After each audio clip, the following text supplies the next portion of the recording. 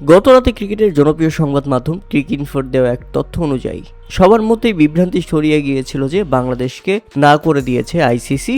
মেনে নেওয়া হচ্ছে না বাংলাদেশের ভেন্যু পরিবর্তনের সিদ্ধান্ত। বিশ্বকাপ খেলতে হলে ভারতেই যেতে হবে বাংলাদেশকে।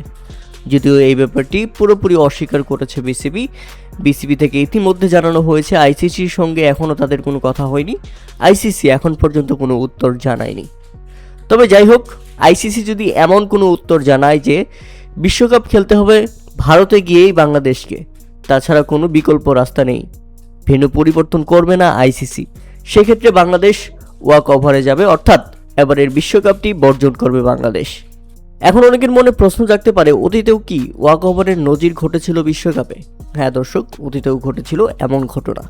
প্রথমটা ঘটেছিল 1996 বিশ্বকাপে। অস্ট্রেলিয়া ও ওয়েস্ট ইন্ডিজ নিরাপত্তা শঙ্কার কারণে শ্রীলঙ্কায় বিশ্বকাপ খেলতে যায়নি।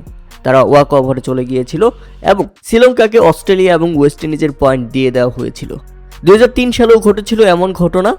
মানবতা বিরোধীর কারণে ইংল্যান্ড যায়নি জিম্বাবুয়েতে।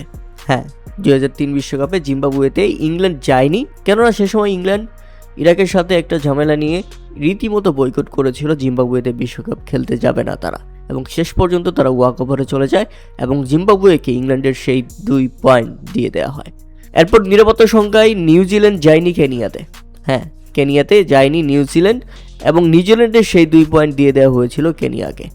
এবার যদি বাংলাদেশ 2026 টি20 বিশ্বকাপ খেলতে না যায়, সেক্ষেত্রে বাংলাদেশের পয়েন্টগুলো দিয়ে দেওয়া হবে তাদের প্রতিপক্ষ দলগুলোকে।